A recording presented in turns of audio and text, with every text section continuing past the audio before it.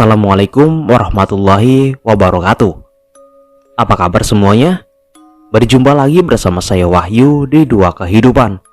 Salam hangat, salam sejahtera buat kita semua. Terima kasih buat kalian semua yang sudah mampir ke channel ini. Semoga kalian semua dalam keadaan baik-baik saja, dimudahkan segala urusannya dan juga dilancarkan rizkinya. Pada kesempatan kali ini, saya akan membacakan cerita yang berjudul Darah Angkoro, yang diceritakan dua orang pergi merantau dan menempati rumah yang menyeramkan, hingga kejadian mistis dan teror mereka alami. Bahkan orang yang menyarankan rumah tersebut juga tidak pernah cerita tentang apa yang terjadi di rumah tersebut. Bagaimana keseruan ceritanya? Silakan simak sampai habis. Tapi sebelum masuk ke ceritanya, silakan subscribe dan juga aktifkan loncengnya agar kalian tidak ketinggalan updatean video terbaru dari kami. Dan juga jangan lupa like, komen, dan share ke teman-teman kalian agar teman-teman kalian juga mendengarkan cerita ini. Tanpa basa-basi lagi, kita langsung saja masuk ke ceritanya.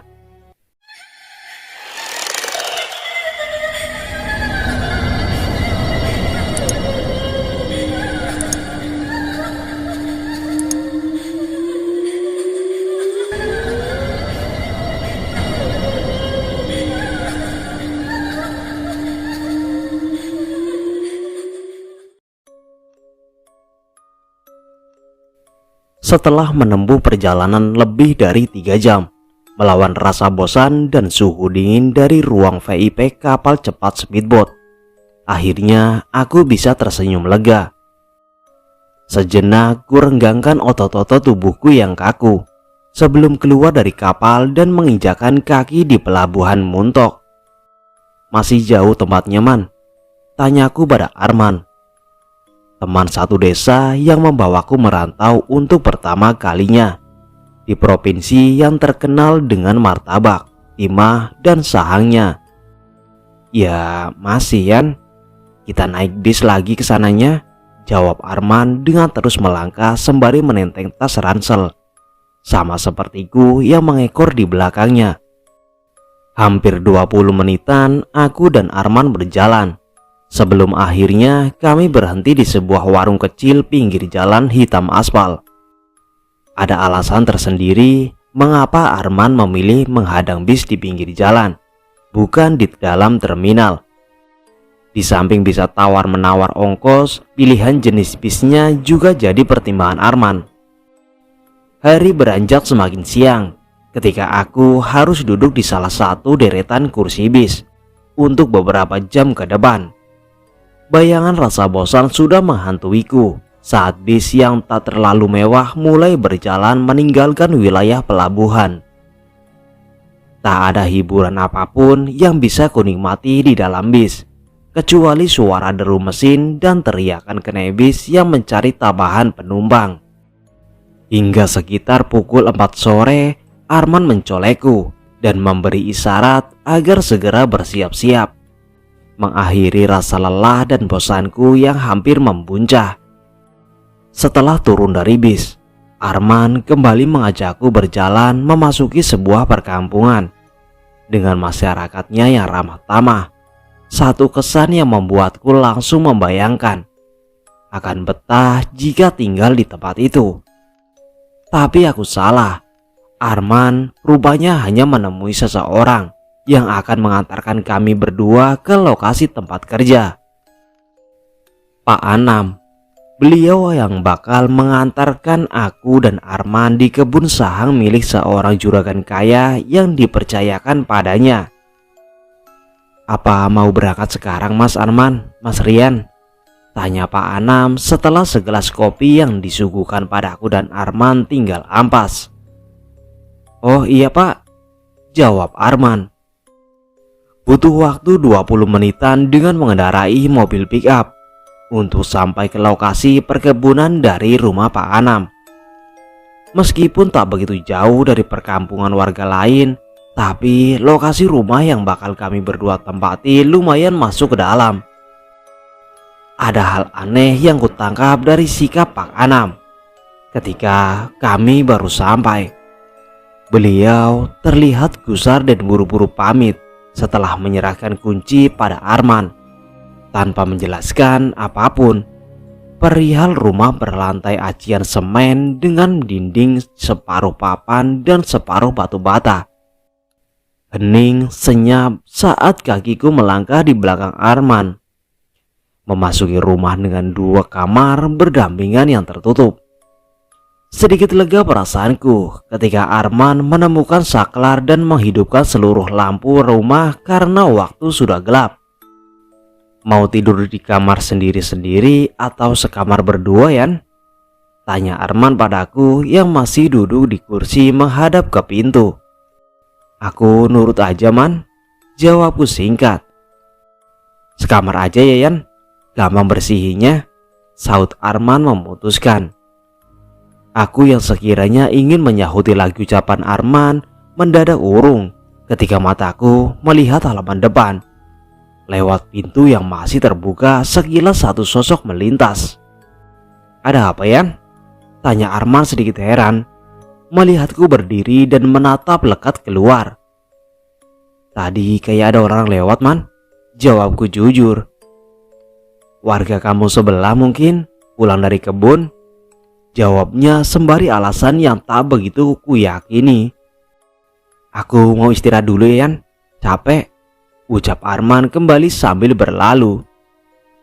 Aku sendiri yang juga merasa capek, meski rasa penasaran masih bergelayut. Kuputuskan menutup pintu dan menyusul Arman. Senyap dan lembab. Lagi-lagi hawa yang kurasakan ketika memasuki kamar yang dipilih Arman. Ada rasa tak nyaman ketika pandanganku mengendar mengelilingi isi kamar seolah ada sorotan mata tajam tengah mengawasi kehadiran kami di kamar itu. Tubuhku tiba-tiba saja merinding manakala pandanganku tertuju di atas ranjang berkasur kapuk di mana tubuh Arman sudah terbaring di sisi kiri yang mungkin sudah terpejam. Tapi bukan Arman yang membuatku tercekat, melainkan bayangan seorang laki-laki terbaring dengan posisi melentang di samping Arman. Man, tanpa sadar aku terpekik, membuat Arman kaget. Ia langsung terduduk dan menatapku dengan penuh keheranan. Ada apa, Yan? Tanya Arman bingung. Gak, Man. Gak apa-apa, jawabku berbohong. Ya sudah, sautnya jengkel. Kemudian kembali berbaring. Aku yang masih berdiri mematung tak menghiraukan kejengkelan Arman. Mataku masih menatap ke arah ranjang. Meskipun bayangan itu sudah menghilang, tapi kini hidungku mencium bau amis. Bau amis darah seperti berasal dari ranjang. Tepatnya dari bekas bayangan tadi berbaring. Ragu, takut, namun tak ada pilihan bagiku. Terpaksa ku rebahkan juga tubuhku yang terasa lelah di ranjang dengan jantung berdebar-debar. Singkat cerita, untuk pertama kalinya aku menghirup udara pagi di tanah perantauan. Suasana asri dengan hamparan kebun berbalut cahaya hangat sinar matahari sejenak membuatku lupa akan kejanggalan yang kualami semalam. Tak banyak yang bisa kami lakukan pagi itu selain bersih-bersih dalam rumah sembari menunggu instruksi dari Pak Anam yang katanya akan datang dengan membawakan bahan-bahan kebutuhan untuk kami. Tapi sampai hari mulai beranjak siang, Pak Anam belum juga terlihat, sedangkan cacing dalam perutku mulai beraksi.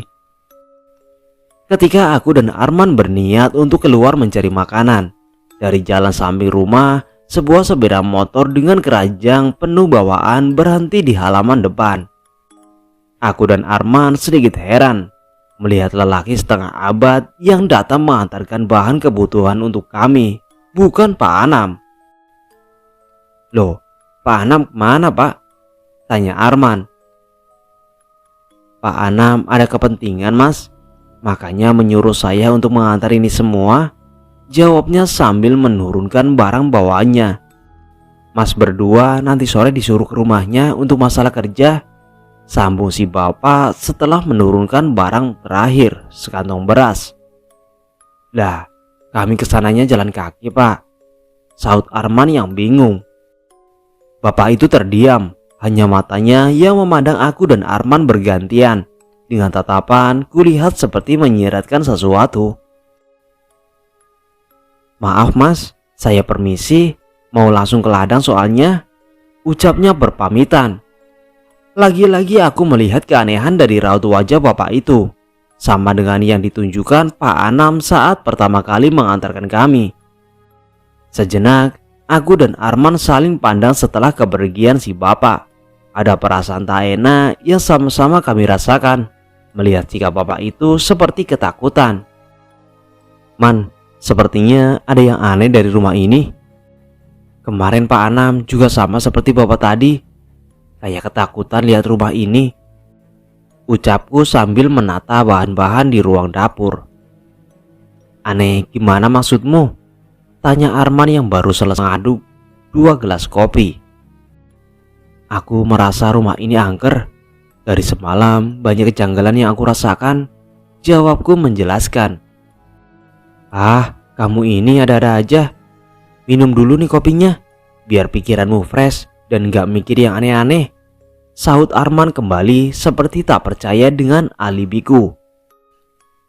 Kutarik nafas dalam-dalam mendapati temanku yang memang pemberani dan tak begitu mempercayai hal-hal berbau goib, membuatku sungkan untuk terus berdebat dalam hal-hal seperti itu.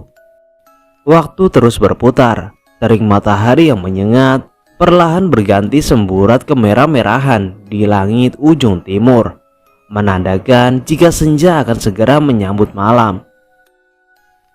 Aku mengikuti langkah Arman di belakang, sedikit jengkel dengan Pak Anam.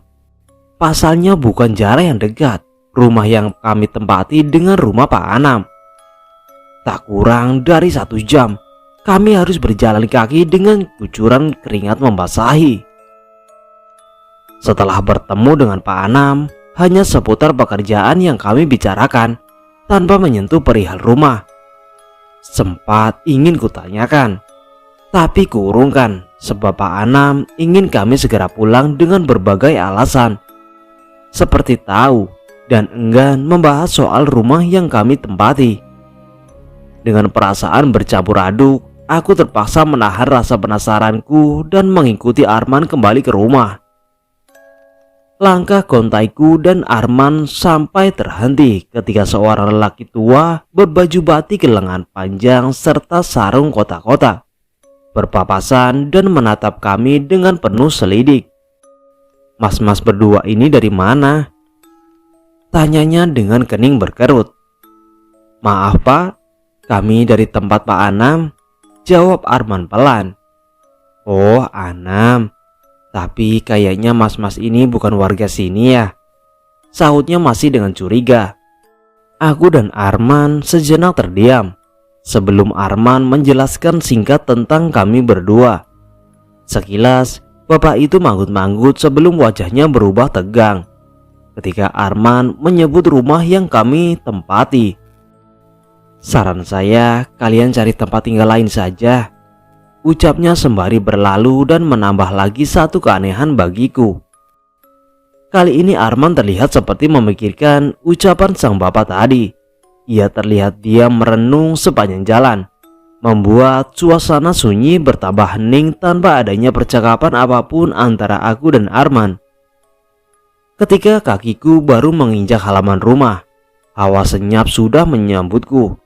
Bulu kuduku seketika meregang manakala Arman membuka pintu. Bayangan seseorang yang tengah duduk di kursi plastik ruang tamu sangat jelas terlihat oleh mataku meski dalam keadaan gelap. Namun ketika Arman menghidupkan lampu, sosok itu tak terlihat lagi, membuatku berusaha berpikir positif dan tak menceritakan apa yang barusan kulihat karena tak ingin berdebat. Setelah berbincang tentang pekerjaan yang akan kami mulai besok, Arman pamit untuk istirahat. Aku yang juga lelah dan mulai diserang ngantuk berniat menyusul Arman. Tapi saat lampu ruang tamu kumatikan, lagi-lagi bayangan itu terlihat kembali. Tengah duduk di kursi menghadap ke arah pintu. Hampir saja aku berteriak ketakutan, tapi masih bisa kutahan dengan memutuskan segera masuk kamar, memaksa mataku untuk terpejam. Entah jam berapa tepatnya, malam itu tiba-tiba saja mataku terjaga. Posisiku yang berbaring miring, mendengar suara dengusan dibarengi dengkuran tepat di sampingku. Namun ketika kepalaku menoleh, kulihat hanya sosok Arman yang pulas, tanpa mendengus maupun mendengkur. Lalu dengusan dan dengkuran siapa yang kudengar jelas tadi? Batinku berkecamuk. Saat kembali kubaringkan tubuhku, aku kembali tercekat.